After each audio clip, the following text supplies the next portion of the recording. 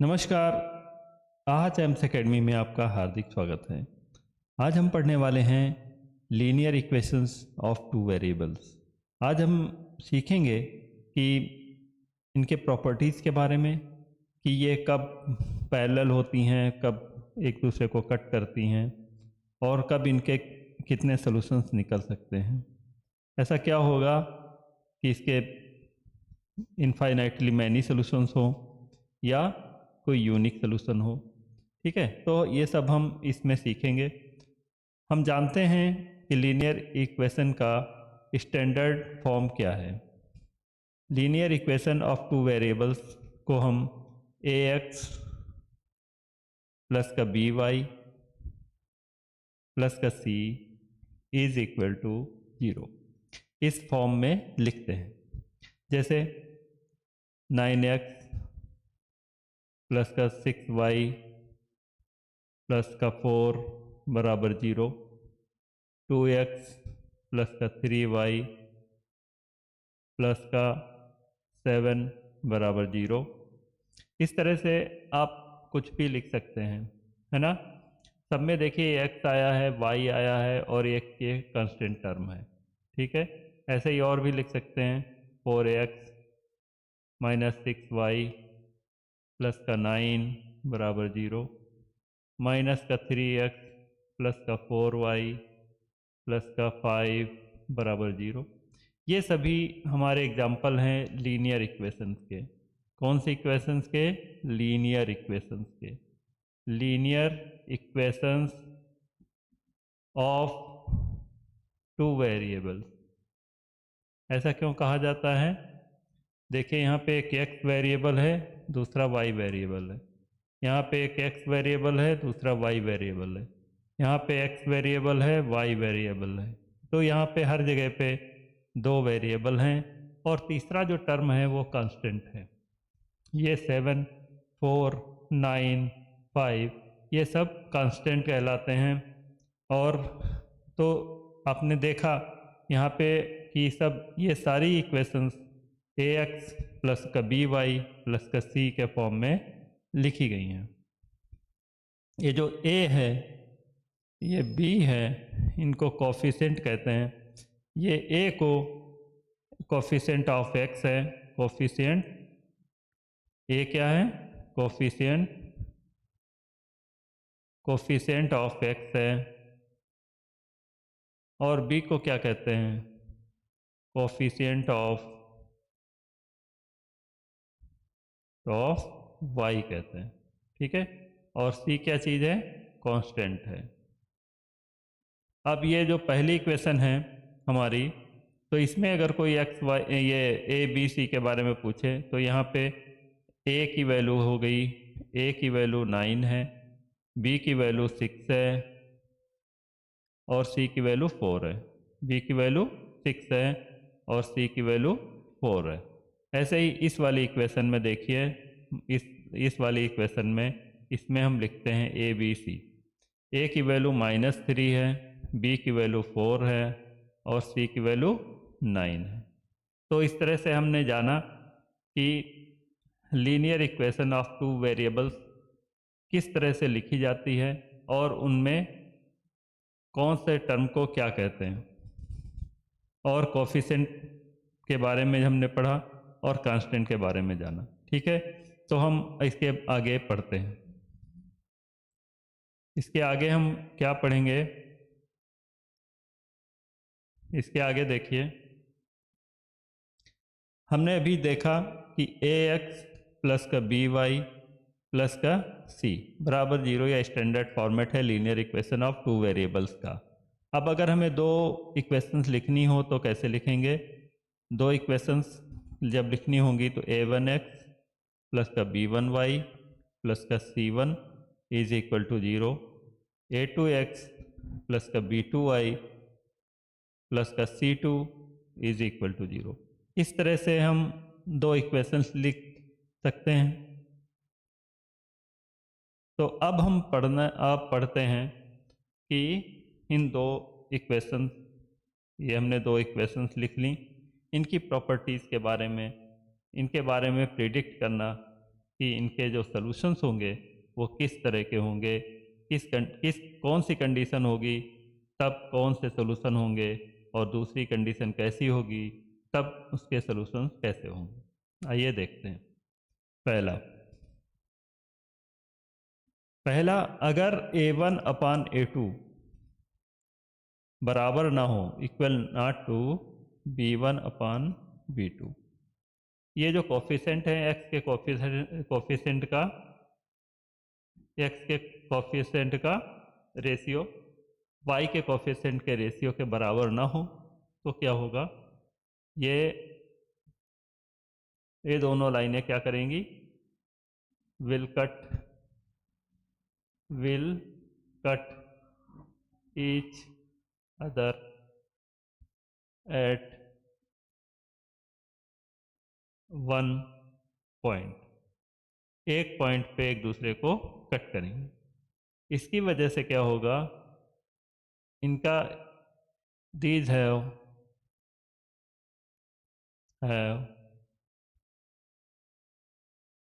a unique solution। Unique solution का मतलब क्या होता है, one and only one solution.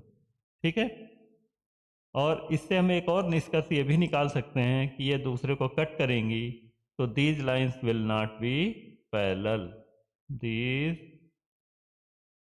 Lines will not be parallel. Okay, तो आपने देखा कि पहली प्रॉपर्टीज क्या है। अब हम देखेंगे दूसरी प्रॉपर्टी के बारे में। अगर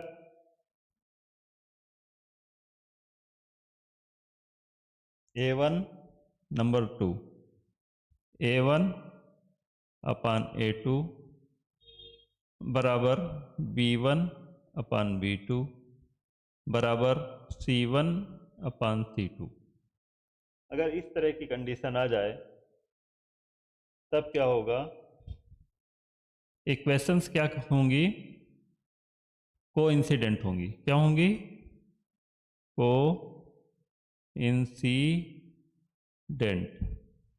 कोइंसिडेंट होंगी। इसका मतलब क्या होता है, एक लाइन ऐसे जा रही है, ठीक है, दूसरी वाली लाइन भी इसी के ऊपर से जाएगी, इसी के ऊपर से जाएगी। ठीक है, तो इस तरह की कंडीशन को कोइंसिडेंट कहेंगे। तो लाइंस क्या होंगी, कोइंसिडेंट होंगी। इस वजह से ये इनको एक दूसरे को, इसके क्या हो जाएंगे, इनफाइनाइटली मैनी सॉल्यूशंस। ठीक है, इनके क्या होंगे, इनफाइनाइटली मैनी सॉल्यूशंस होंगे। समझ रहे हैं। तो नंबर 3 जो प्रॉपर्टी क्या कहती है, 3 प्रॉपर्टी हैं। नंबर 3 में क्या होगा, अगर a1 अपान a2 बराबर b1 upon b2 but not c1 upon c2, इन दोनों का रेशियो तो इक्वल होगा बट ये c1 c2 के रेशियो के इक्वल नहीं होगा। तो इस कंडीशन में क्या होगा, लाइन्स विल बी पैरेलल,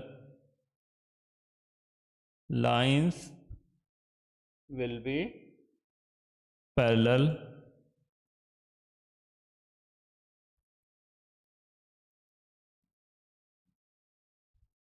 ठीक है, एंड हैव नो सॉल्यूशन।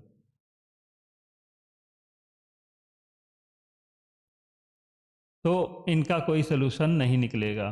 देखिए, एक बात हम यहाँ पे आपको ये बताना चाहते हैं कि दो लाइन जब एक दूसरे को कट करती हैं तभी हम उनका सलूशन निकाल सकते हैं, उनमें x y की वैल्यू निकाल सकते हैं। ठीक है।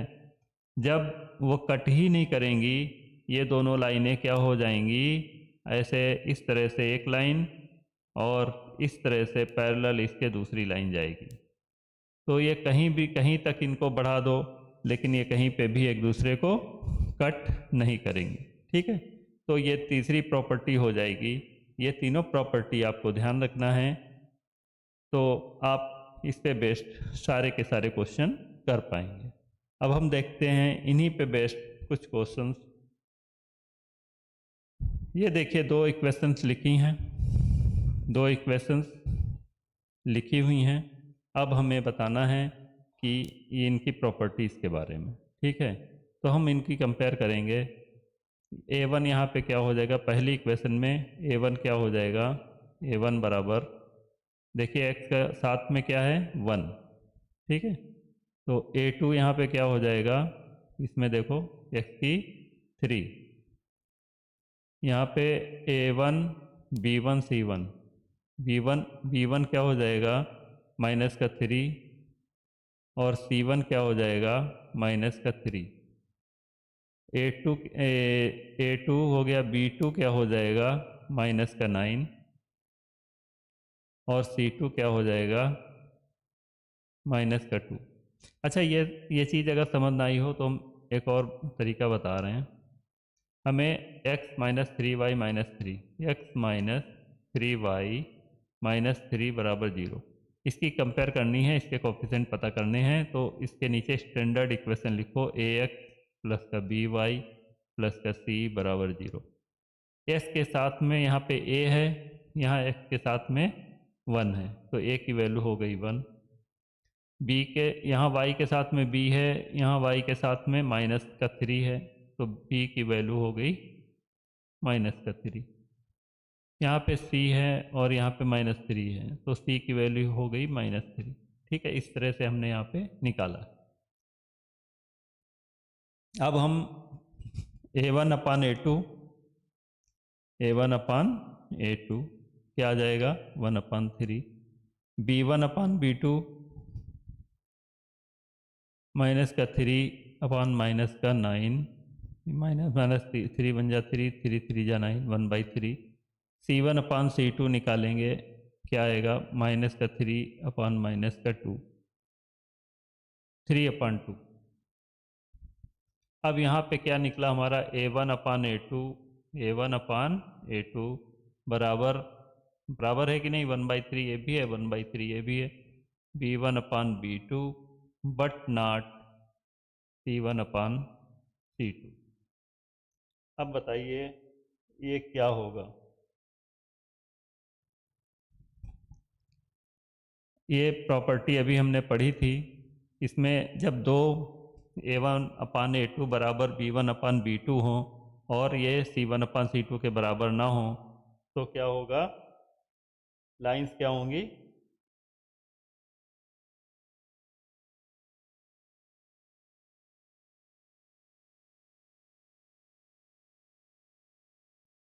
लाइंस क्या हो जाएंगी, पैरेलल हो जाएंगी, parallel and non coincident, parallel and non coincident. एक मिनट, हाँ,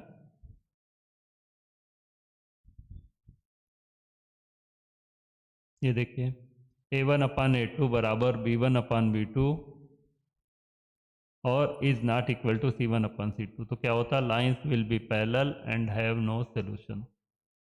तो क्या हो जाएगा, नॉन पैरेलल और पैरेलल जैसे ही हो गई, तो इनका कोई नो सोल्यूशन, कोई सोल्यूशन नहीं निकलेगा, यानी हम इनमें x और y की वैल्यू फाइंड आउट नहीं कर पाएंगे।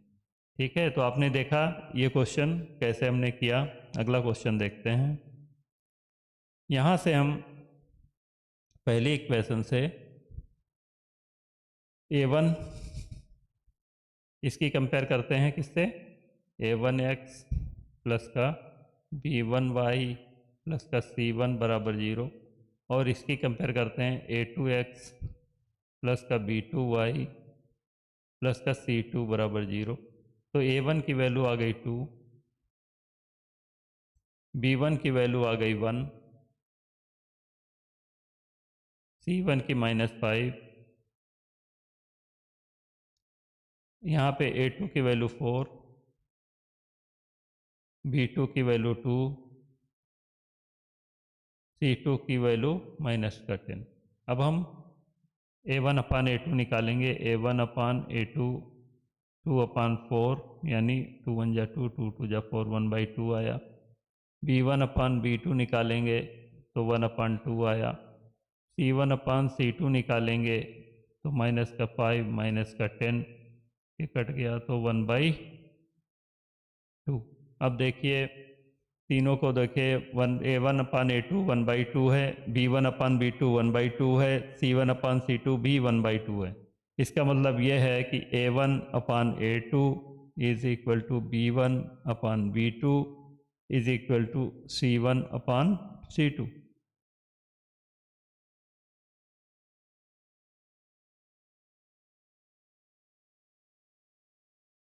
ठीक है,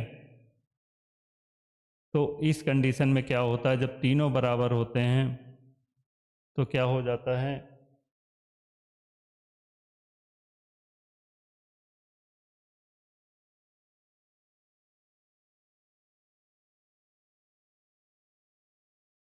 तो इनके इनफाइनाइटली मैनी सॉल्यूशंस हो जाते हैं। क्या हो जाते हैं? Infinitely many solutions. ऐसा क्यों होता है? एक दूसरे को इंसिडेंट होती हैं, यानी एक दूसरे के ऊपर ओवरलैप करती हैं। क्या करती हैं? ओवरलैप कर जाती हैं, इसीलिए इनके इनफाइनाइटली मैनी सॉल्यूशंस होंगे। ठीक है, इसी को कोइंसिडेंट भी बोलते हैं, कोइंसिडेंट। ठीक है, या ओवरलैप। ठीक है, अगला देखें। यहाँ पे हम इसकी कंपेयर करेंगे A1x प्लस का B1y प्लस का C1 बराबर 0। इसकी कंपेयर करेंगे A2x प्लस का B2y प्लस का C2 बराबर 0। तो यहाँ से A1 आएगा 3, B2 आएगा B1 आएगा -5, C1 आएगा -20। यहाँ से A2 आएगा 6, B2 आएगा -10 और C2 आएगा -40। तो A1 अपान A2 निकालेंगे 3/6 यानी 1/2। B1 अपान B2 निकालेंगे तो -5 -10, 5 1 जा 5, 5 2 जा 1/2 आया।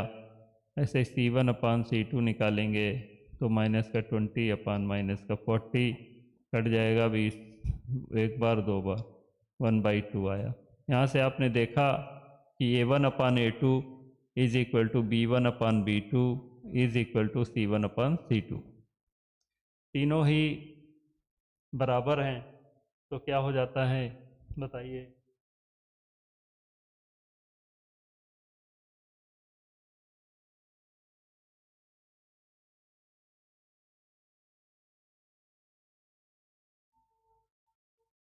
तीनों जब बराबर हो जाती हैं तो क्या, दोनों लाइनें क्या हो जाती हैं, कोइंसिडेंट हो जाती हैं, ओवरलैप कर जाती हैं और इनफाइनाइटली मैनी सॉल्यूशंस ओवरलैप कर जाती हैं। क्या कर जाती हैं? ओवरलैप कर जाती हैं, या कहो कोइंसिडेंट हो जाती हैं, कोइंसिडेंट।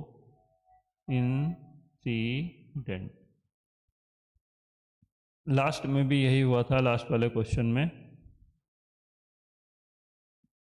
ठीक है, तो अगला देखिए, एक और क्वेश्चन करते हैं। यहाँ पे पहले वाली इक्वेशन की कंपेयर करो, A1x प्लस का B1y प्लस का C1 बराबर 0। इसकी कंपेयर करो A2x प्लस का b2y प्लस का c2 बराबर 0। तो यहाँ से a1 आ गया। a1 देखिए x के साथ में क्या है, 1 है। b1 बराबर माइनस का 2 है। c1 बराबर माइनस का 5। यहाँ पे नंबर 2 इक्वेशंस की कंपेयर करेंगे तो a2 की वैल्यू आएगी a2 is equal to 5, b2 is equal to minus का 10, c2 is equal to minus का 10। यहाँ से अब हम a1 अपान a2 निकालेंगे, क्या आएगा 1/5। b1 अपान b2 निकालेंगे तो आएगा माइनस का 2 अपान माइनस का 10। 2 1 जा 2, 2 5 जा 10, 1/5 इसका भी आ गया। c1 अपान c2 निकालेंगे तो माइनस का 5 अपान माइनस का 10, ये कट गया। 5 1 जा 5, 5 2 जा 10। यहाँ से भी हमने देखा कि a1 अपान a2 बराबर b1 अपान b2 बराबर c1। हाँ, ये बराबर नहीं है, 1/2 आया है, ठीक है। 2 1/5 यहाँ आया है, ठीक है। तो c1 upon c2 is not equal, ठीक। अब इस कंडीशन में क्या होता है बताइए।